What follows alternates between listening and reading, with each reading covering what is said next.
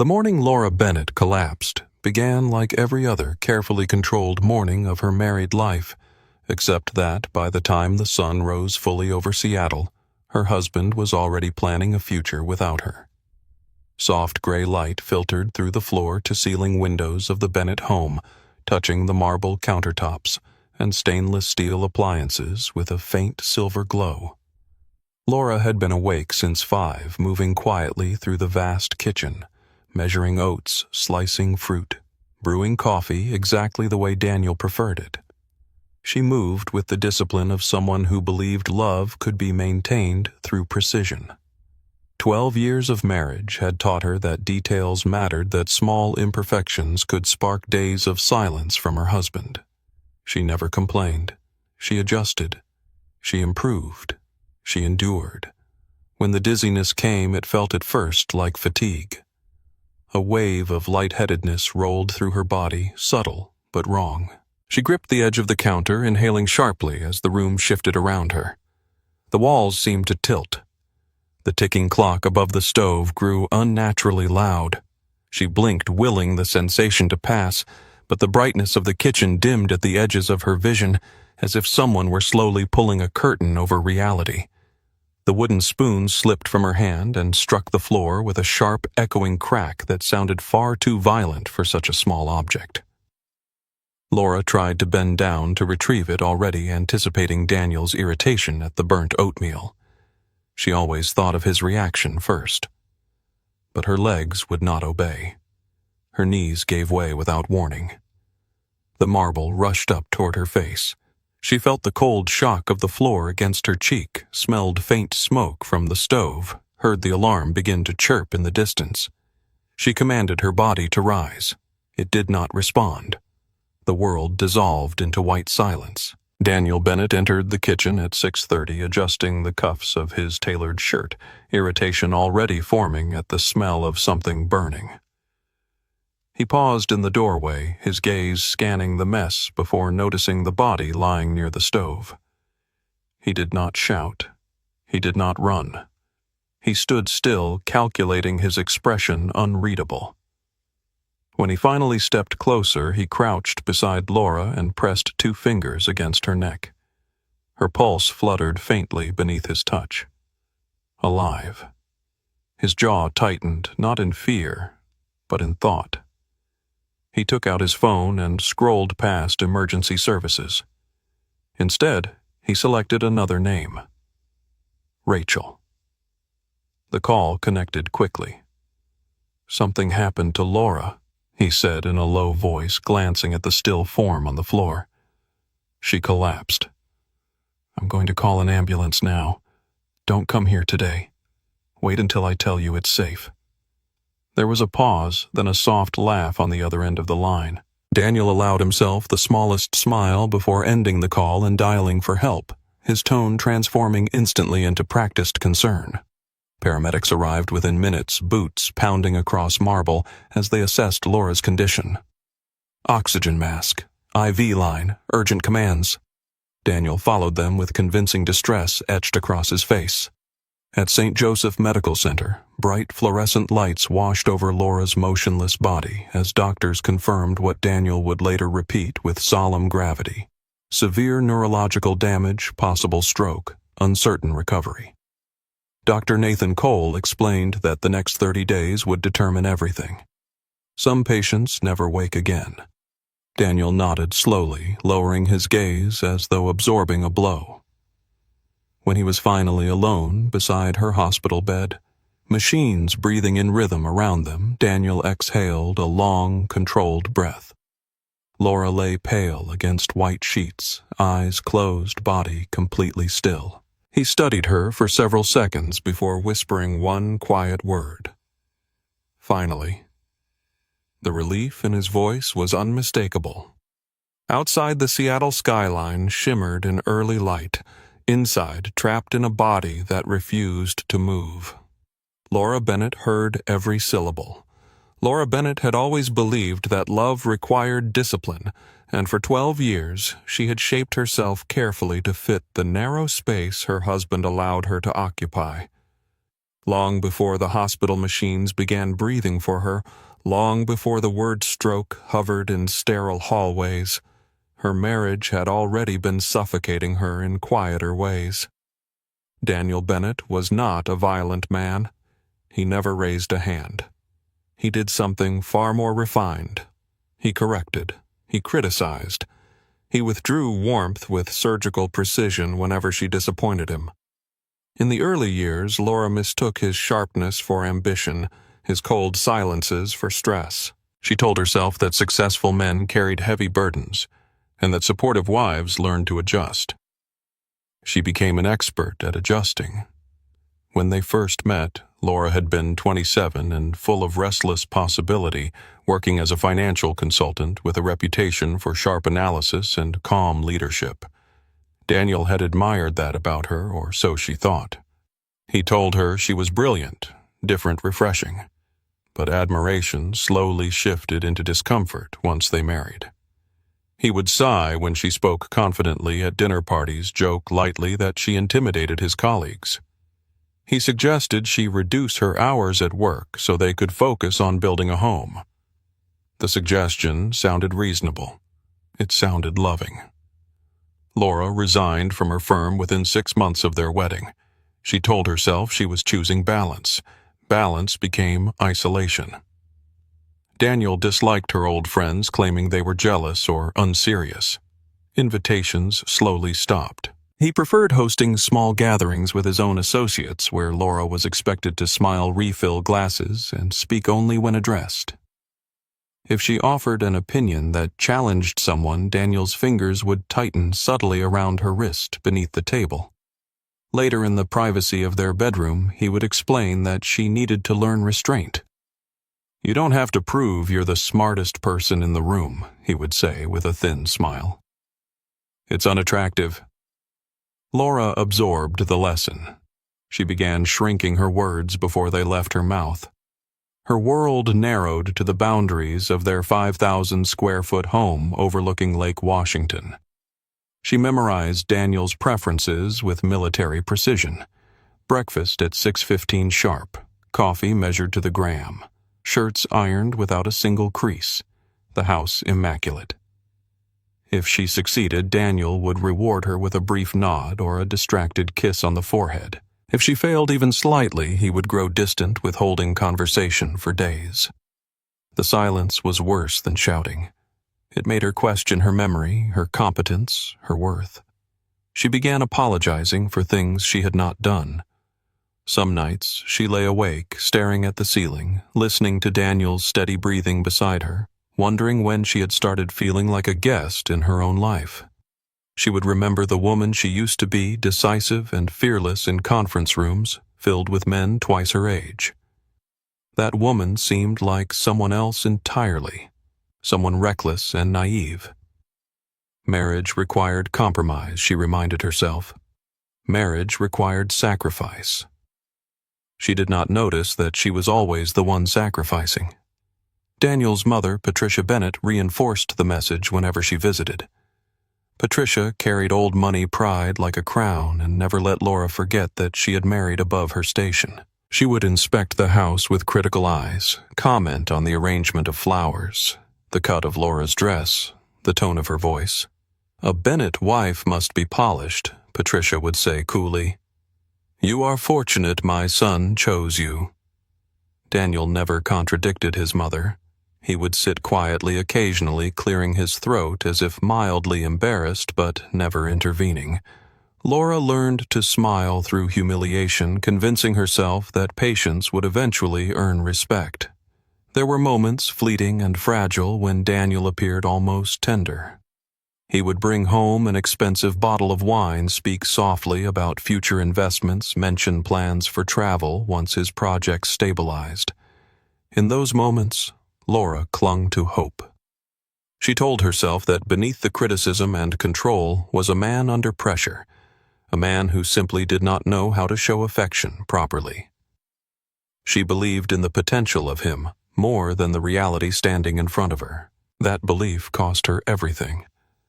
By the time she collapsed on the kitchen floor, Laura Bennett had already disappeared piece by piece, trading independence for approval, strength for stability, voice for silence. Daniel did not see a wife that morning. He saw an inconvenience finally removed from his path. And as hospital monitors blinked steadily in the dim room, Laura's body lay motionless, but her mind began assembling the truth she had spent 12 years refusing to face. Laura Bennett realized she was not dying the moment she heard her husband laugh. The sound drifted through the dim hospital room one late afternoon, soft at first, almost affectionate, but unmistakably relieved. Machines breathed in slow mechanical rhythm around her while sunlight faded into a muted gray beyond the window. She could not open her eyes. She could not move a single finger. Yet her mind was awake, sharp, painfully aware. Panic tried to surge through her chest, but even that was trapped inside a body that refused to respond. She was not gone. She was imprisoned. Daniel stood beside her bed, speaking in a low voice he believed only the walls could hear. "The doctor says if there's no improvement within 30 days, they'll start talking about long-term decisions," he murmured. His tone carried calculation, not grief. Laura felt each word like a blade pressing into her consciousness. She had expected sorrow, confusion, fear. Instead, she heard strategy.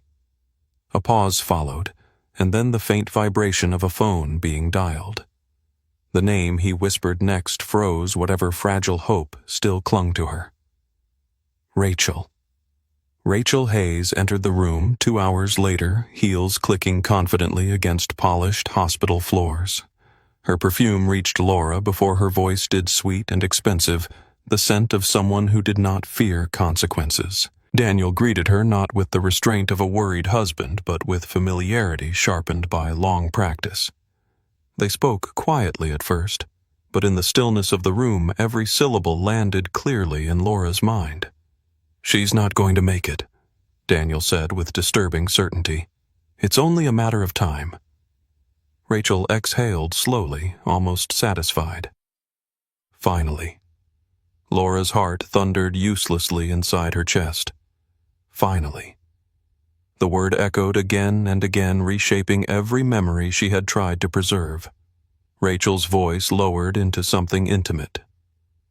"We've waited 4 years for this," she reminded him. 4 years. The number crashed through Laura's consciousness like shattered glass. 4 years of dinners, vacations, shared beds. 4 years of betrayal hidden behind polite smiles. Daniel had not stumbled into an affair during a moment of weakness. He had built a second life carefully, deliberately, while Laura ironed his shirts and defended him to anyone who doubted his devotion. Daniel began discussing practical matters with chilling efficiency. "The life insurance policy is worth $400,000, he said as if reviewing quarterly earnings. "Enough to start clean." Rachel responded with a small laugh, the sound of someone already spending money not yet received. "Patricia agrees this is for the best," Daniel added. "My mother never liked her anyway." Laura felt the final thread of denial snap. Patricia Bennett, who had criticized her posture and questioned her upbringing, had not merely disapproved. She had conspired. Then Rachel said something that shifted the air in the room entirely. "I've handled situations like this before," she murmured. "You just have to be patient." Laura did not understand at first, but Daniel did. There was tension in his next breath. "You're sure it won't look suspicious?" he asked quietly. Rachel's answer came smooth and cold. "When someone is already in a coma, no one asks too many questions if their heart simply stops." Laura felt fear expand inside her like a silent explosion. This was not celebration. It was planning. They spoke of timelines as though discussing renovations. "If she doesn't improve by week 3, Rachel said we might need to help things along." Daniel hesitated only briefly. "I don't want complications." Rachel moved closer to the bed, then so close Laura could feel warmth through the sterile air. "There won't be any," she promised. "A minor adjustment to medication, perhaps, or simply ensuring her oxygen levels dip gradually overnight. Hospitals make mistakes all the time." The words were delivered without tremor, without doubt, the confidence of someone who had rehearsed this before. Laura's mind raced wildly against immobility. She wanted to scream, to shatter the machines around her, to prove she was still alive and listening. But her body remained still, betraying her with cruel silence. She replayed Rachel's earlier statement. "I've handled situations like this before." The implication grew darker with each repetition. This was not Rachel's first dying patient. It was not her first inheritance waiting in the shadows. Daniel, blinded by greed and resentment, had aligned himself with something far more dangerous than an affair. He had invited a predator into their home. When they finally left the room, promising to return the next evening, the silence that followed felt heavier than before. Laura lay there in enforced stillness, but something inside her shifted. The humiliation, the heartbreak, the terror fused into something sharper. They believed she was powerless. They believed she was already gone. They were wrong. Beneath the paralysis, beneath the machines and white sheets, Laura Bennett began to think not like a victim but like the strategist she once had been. And for the first time since collapsing on the kitchen floor, her fear transformed into resolve. The first person to suspect something was wrong was not a detective, not a lawyer, not even a doctor. It was a nurse who had learned long ago how to recognize fear that had no voice.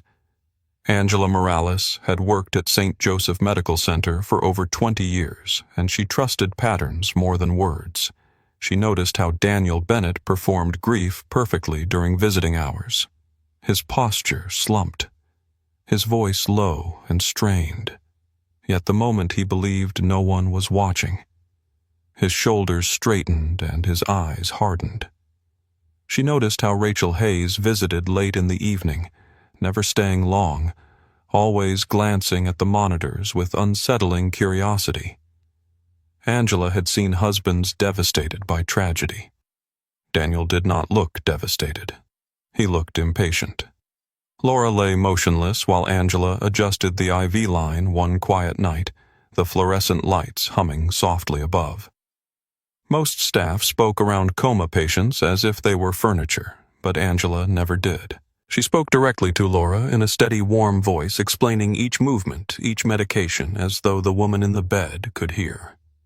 Something in Laura's stillness felt alert to her, not empty, but waiting. When Angela repositioned the pillow behind Laura's head, she frowned. The pillow had been angled incorrectly, pressing subtly against her airway. That was not a routine adjustment. Someone had moved it carelessly or deliberately. The following evening, Angela returned for her shift and found Rachel standing unusually close to Laura's bed. Rachel's hand hovered near the IV pump. Her eyes narrowed in concentration before she quickly stepped back as Angela entered. "Just checking on her," Rachel said lightly, too lightly. Angela responded with professional politeness, but inside her instincts flared. Visitors were not permitted to touch equipment. Most did not dare. Rachel did not seem intimidated by hospital rules. She seemed comfortable bending them. Angela had lost her older sister years earlier to a marriage that had looked perfect from the outside. Bruises hidden beneath long sleeves. Apologies rehearsed in trembling whispers. By the time anyone realized what was happening, it was too late. Since then, Angela paid attention to what others dismissed. She recognized the tightness in Laura's jaw even in paralysis, the faint tremor and heart rate when Daniel spoke too close to her ear. The machines recorded those reactions as numbers. Angela read them as warning signals. One afternoon, she overheard Daniel speaking with his mother in the hallway outside the room. 30 days, Patricia insisted sharply. The doctor said 30 days. "We cannot let this drag on indefinitely." Daniel's reply was lower, but Angela caught fragments. "Insurance paperwork," Legal authority, decisions. The language was clinical, stripped of affection. Angela felt a cold weight settle in her stomach. Families discussed difficult choices in hospitals every day, but this conversation did not sound like grief wrestling with loss. It sounded like people waiting for permission. That night, Angela lingered longer than usual while checking Laura's vitals. She leaned close, lowering her voice to a whisper. "If you can hear me," she said gently, "you need to fight. I don't know what's happening here, but something feels wrong." Laura's body did not move yet. Her heart rate flickered upward on the monitor, a subtle but undeniable shift. Angela's breath caught. She watched the numbers carefully. When she stepped back, they stabilized again. It could have been coincidence. It could have been reflex. But Angela did not believe in coincidence. She began documenting everything with meticulous precision. Unusual visitor behavior, equipment adjustments, variations in Laura's oxygen levels after certain visits. She requested that security review hallway footage under the pretense of routine audit. She memorized Rachel's schedule. She watched Daniel's expressions when doctors mentioned improvement. Each time Dr. Nathan Cole suggested reducing sedation slightly to test neurological response. Daniel objected firmly, claiming he did not want Laura to suffer. His concern sounded noble. Angela heard control. Meanwhile, Laura remained trapped inside the stillness, but she felt the shift in atmosphere around her. Angela's voice carried steadiness rather than performance. Her touch was careful, protective. For the first time since collapsing, Laura sensed an ally, someone who did not see her as already gone. It was a fragile thread of hope, but it was enough to anchor her determination. She focused on small internal victories, commanding a finger to twitch, willing her eyelids to flutter, gathering strength silently while her enemies believed her defeated. Angela stood at the nurse's station late one evening, reviewing Laura's chart, when she noticed something that confirmed her suspicions. A slight increase in sedative dosage ordered at Daniel's request, signed off by a covering physician unfamiliar with the case. The adjustment was minor on paper, but significant in effect. Angela's jaw tightened. She walked back into Laura's room, studying the pale face on the pillow. "They are trying to keep you silent," she thought grimly. Outside, rain began to fall over Seattle, streaking the hospital windows with restless lines. Inside, beneath sterile lights and quiet machines, two women who had never known each other before were now bound by something unspoken. One lay immobilized, yet listening to every whispered conspiracy. The other stood guard, watching shadows gather in plain sight. And somewhere beyond the walls of that hospital, Daniel and Rachel were growing bolder, unaware that someone had begun to see through their careful masks. The moment Laura Bennett opened her eyes, even slightly, she understood that silence was no longer survival. It was strategy. It happened just after midnight, during one of Angela Morales' shifts, when the hospital corridor lay quiet and shadows stretched long across polished floors.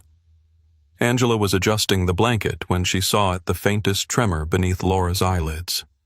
At first, she thought it was involuntary movement, a reflex stirred by medication.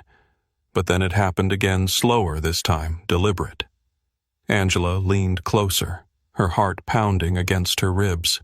Laura's lashes fluttered, and for a single fragile second her eyes opened. They were unfocused, but they were aware. Angela froze, torn between professional protocol and instinct. She should have called the doctor immediately, alerted the team, documented the improvement. But Laura's gaze shifted toward her with unmistakable urgency. There was fear in it, and something sharper. Warning. Angela bent close, her voice barely audible above the hum of machines. "If you can hear me, blink twice." Laura gathered every ounce of strength inside her paralyzed body and forced her eyelids to close and open twice in slow succession. Angela inhaled sharply. She was not just alive. She was conscious. The first words Laura attempted to form scraped painfully against her throat, raw from the ventilator that had only recently been removed. "Please do not tell him. she whispered hoarsely, barely more than air. Angela understood immediately who him referred to. Daniel Bennett had been waiting for deterioration, not recovery. Angela glanced toward the doorway before leaning closer again. "You are not safe, are you?" she asked quietly. Laura's eyes filled with tears that slid silently down her temples. "No," she breathed. "They want me gone." Angela did not ask for proof. She had already seen enough. Instead, she asked the question that mattered most. "Do you have anyone you trust?" Laura swallowed painfully, each movement exhausting her weakened body. "Yes," she said after a long pause. "Michael Grant." The name was spoken with quiet certainty. Angela retrieved a pen and small notepad from her pocket and pressed it gently into Laura's trembling fingers. "Right." It took several attempts, the letters uneven and jagged, but Laura managed to scrawl a phone number. Michael Grant answered at 2:15 in the morning, his voice groggy but instantly alert when Angela identified herself. He had served as legal counsel to the Bennett family for years, though not the Bennett that Daniel represented. He had been Laura's father's closest advisor before his passing, and he had continued managing the structures her father had meticulously built. When Angela explained in careful, coded language that Laura was conscious and in potential danger, silence fell on the other end of the line. Then Michael's voice hardened into steel. "I will be there within the hour." Laura closed her eyes as Angela ended the call, conserving what little energy she had regained. For years, she had hidden the truth of her life from Daniel, believing humility was protection. She had not been raised in modest circumstances. She had been born into power that most people only read about in financial journals. Bennett Technologies was not Daniel's company as many assumed. It had been her father's creation, a global tech enterprise, valued at over $900 million. Upon his death, ownership had transferred quietly into a trust bearing Laura's name.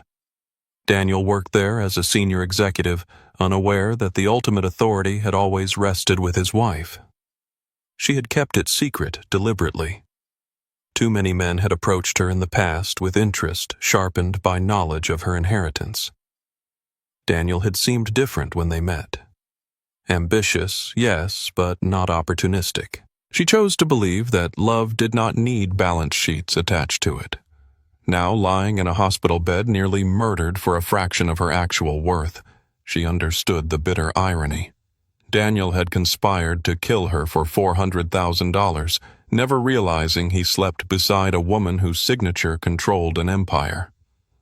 Michael Grant arrived before dawn, tall and composed, silver hair, immaculate even in crisis. Angela intercepted him before he entered Laura's room, outlining everything she had observed over the past weeks. His expression shifted from concern to cold calculation. When he stepped inside, he closed the door firmly behind him.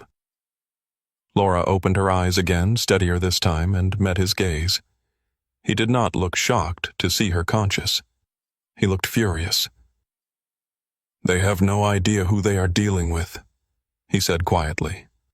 Laura's lips curved faintly despite the weakness consuming her body.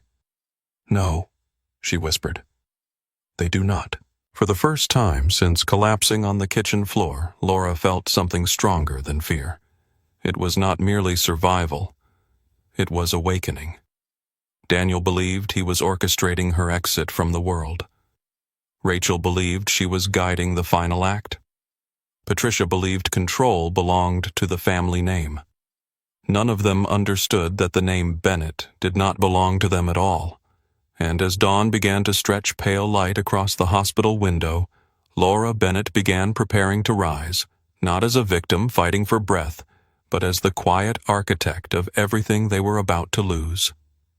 By the time Daniel Bennett realized something had shifted, the war had already begun, and he was no longer the only one making plans. Laura remained officially unconscious to the world, her chart unchanged, her body still, but beneath that illusion a quiet rebellion gathered strength. Michael Grant moved swiftly through legal channels with the precision of a man who had waited years for this moment to come. Emergency directives were filed revoking Daniel's temporary medical authority under the guise of procedural review. Financial safeguards were activated within Bennett Technologies' subtle changes invisible to outsiders, but powerful enough to prevent any unauthorized transfer of assets. Daniel believed he was weeks away from inheriting freedom. In truth, the ground beneath him was already cracking. Angela Morales became the invisible guardian of the operation, adjusting schedules to limit Rachel's unsupervised visits and monitoring every medication with meticulous attention.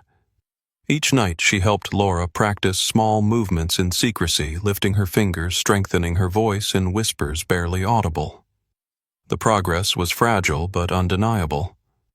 Laura's body responded slowly, as if waking from a long winter, yet her mind sharpened with every revelation. She listened as Michael outlined the financial implications of Daniel's betrayal. $400,000 was the insurance payout he coveted. It was a trivial sum compared to the empire legally tied to Laura's name. Meanwhile, Daniel grew restless. He sensed resistance without understanding its source. When Dr. Nathan Cole suggested reducing sedation again, Daniel objected sharply, claiming compassion. His tone was controlled but edged with irritation. He requested detailed updates on neurological response, pressing for definitive timelines. Rachel, more cautious, urged patience. She had grown accustomed to manipulating outcomes gradually. Yet even she noticed subtle changes. Laura's oxygen levels remained stable despite earlier fluctuations. Medication adjustments no longer produced the lethargy she expected. Something was interfering with her calculations. One evening, Daniel entered the hospital room alone, closing the door behind him with unusual care. He stood over Laura's bed, studying her face as if searching for signs of awareness. His expression carried suspicion now rather than relief.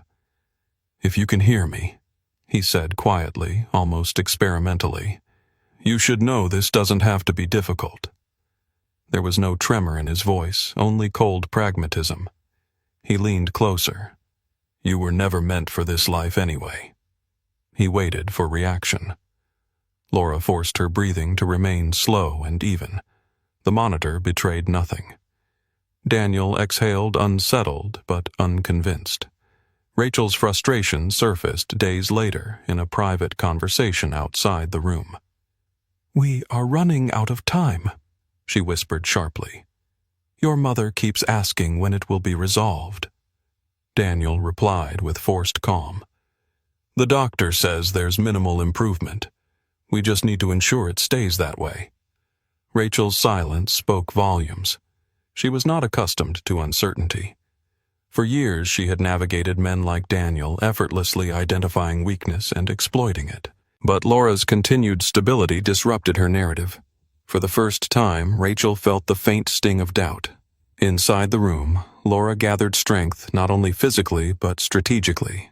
Michael visited under the pretense of reviewing estate documentation, speaking in coded phrases while Angela stood watch.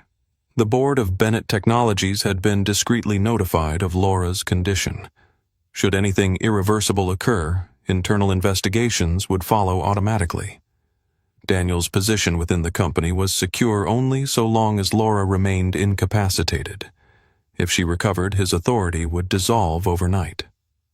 Michael's voice carried a quiet promise. "When you stand again, everything changes." Laura's eyes held unwavering resolve. The most dangerous moment came when Daniel discovered a discrepancy in Laura's medication log. A dosage had been reduced without his consent. He confronted the attending physician, anger tightly coiled beneath polished manners. Dr. Cole explained calmly that clinical judgment required periodic reassessment. Daniel smiled thinly, but suspicion deepened in his gaze.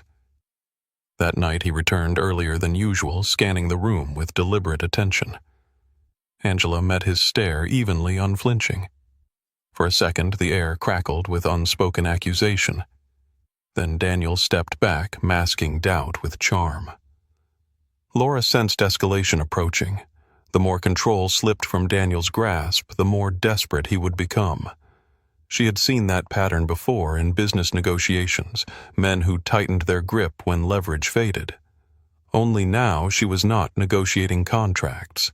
She was fighting for her life. Yet beneath the tension a fierce clarity emerged. They had underestimated her because she had chosen humility. They had mistaken kindness for weakness. Daniel believed himself architect of her demise. Rachel believed she orchestrated the final act. Neither understood that Laura Bennett had inherited not only wealth, but patience, discipline, and the instinct to strike only when victory was certain. And as the days narrowed toward the critical 30-day mark, Laura prepared not merely to survive, but to dismantle everything they thought they controlled. Richard Hargrove's words echoed through the nearly empty ballroom long after the last guests had left. Olivia sat quietly across from him, her hands folded on the polished table, still wearing the same simple waitress uniform that had drawn so much ridicule earlier that night. The chandeliers above them had dimmed, casting softer light across the marble floor. For a moment, neither of them spoke. Hargrove studied her carefully, not with the arrogance of a billionaire, but with the curiosity of a man who had just realized he had overlooked something extraordinary. Olivia finally broke the silence, her voice calm and steady. She told him she hadn't stepped forward to gain anything or to impress anyone in the room. She had simply recognized the danger in the contract and could not stay quiet knowing what it would do to his company. Her father had taught her that knowledge carried responsibility even when speaking up came with consequences. Hargrove listened without interrupting, nodding slowly as if each word confirmed what he had already begun to suspect about her character. Across the room, a few remaining staff members pretended to continue cleaning while secretly watching the conversation unfold. They had seen Olivia endure hours of humiliation from wealthy guests without losing her composure, and now they were witnessing something that felt almost unreal.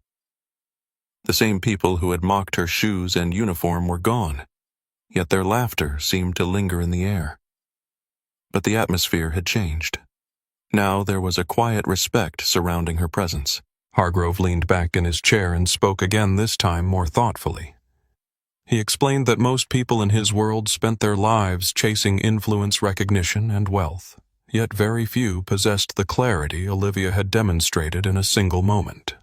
Billion-dollar advisors had reviewed the contract, and none of them had noticed the trap she had spotted in seconds. That realization unsettled him more than he expected. It reminded him that brilliance sometimes appeared where the powerful least expected to find it. Olivia hesitated when he repeated his offer for her to become his financial advisor. The title sounded overwhelming, almost absurd, considering she had spent the evening carrying trays of wine through a room full of strangers who treated her like she didn't belong. She thought about her small apartment, the bus rides to work, and the quiet life she had built after her father's death. Accepting such an opportunity would change everything. It would pull her directly into the ruthless corporate world her father had always warned her about. Seeing the conflict in her eyes, Hargrove softened his tone. He told her she didn't have to decide immediately. What mattered to him was that someone with integrity and intelligence had crossed his path at the exact moment his empire nearly collapsed. He believed opportunities like that were rare, and ignoring them would be foolish. For the first time that evening, Olivia allowed herself a small smile, though it carried both gratitude and uncertainty. Outside the hotel, the city lights shimmered against the dark sky as Olivia finally stepped out into the cool night air. The streets were quieter now, the chaos of the gala fading behind her. Her phone buzzed with a message from the daycare confirming her daughter was asleep. She slipped the phone back into her pocket and looked up at the towering buildings around her. Only hours earlier she had been invisible in a room of billionaires. Now the future ahead of her had shifted in ways she could barely comprehend. As Olivia walked toward the bus stop, she replayed the events of the night in her mind. The insults, the laughter, the stunned silence when the truth surfaced, and finally Hargrove's unexpected offer. She knew tomorrow the story would spread through business circles and gossip columns, each version exaggerating what had happened. But none of those stories would capture the quiet truth she understood now. Sometimes the world only noticed you after you refused to stay silent when it mattered most. The next morning began like any other for Olivia, yet the quiet rhythm of her routine felt strangely different. The small apartment was still dim with early light as she prepared breakfast for her daughter, moving through the kitchen with the same calm discipline she had practiced for years. Her phone buzzed several times on the table, filled with unfamiliar notifications and news alerts she had not yet opened. To the outside world, the previous night had already become a sensational story, but inside the apartment, life still felt simple and grounded. When Olivia finally checked her phone, she saw headlines spreading rapidly across financial news platforms. The story described how a billionaire merger had been stopped by an unknown waitress who noticed a dangerous clause in the contract. Her name was not yet public, but the speculation was growing quickly. Commentators debated how someone outside the corporate world could have spotted a mistake that highly paid lawyers had missed. Olivia read quietly, then locked the phone again, unwilling to let the noise of the internet shape her thoughts. Later that morning, a black car appeared outside her apartment building, drawing curious glances from neighbors who were not used to such luxury visiting their quiet street. Olivia stepped outside, cautiously recognizing the driver as one of Richard Hargrove's assistants from the gala. He greeted her respectfully and explained that Hargrove had arranged a meeting at his office later that day. The invitation was polite, not demanding, but it carried the unmistakable weight of someone used to making decisions that shaped entire industries. The office building Olivia entered that afternoon stood like a monument to power and ambition. Glass walls reflected the skyline while executives moved through the halls with practiced urgency. Yet when Olivia walked through the doors, her simple clothing and calm expression carried the same quiet confidence she had shown the night before. Several employees recognized her from the circulating news story, their curious glances following her as she was escorted to the top floor where Hargrove's office overlooked the entire city.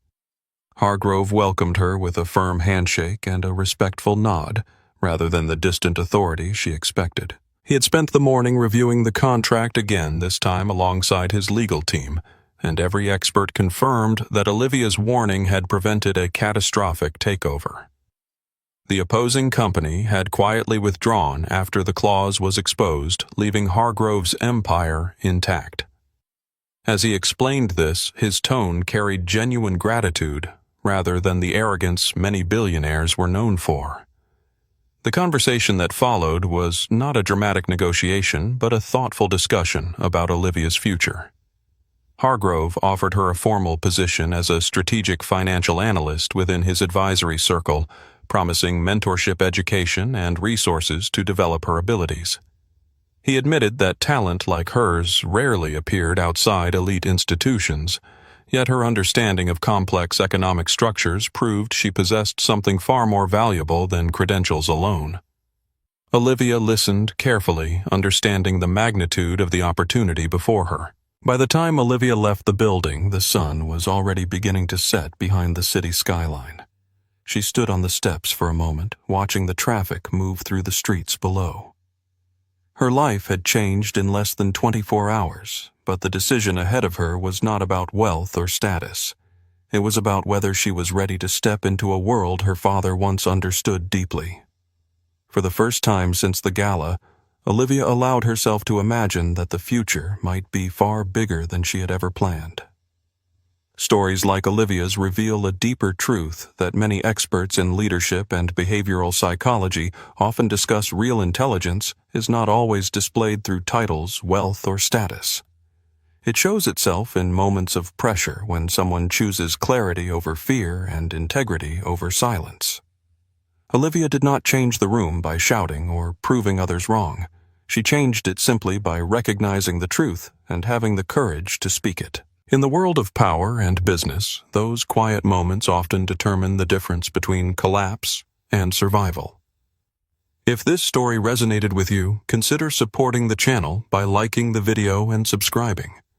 It helps us continue sharing meaningful stories that remind us how character can outshine status. And before you go, leave a comment with just 2 words: quiet power. It perfectly captures the lesson behind Olivia's story.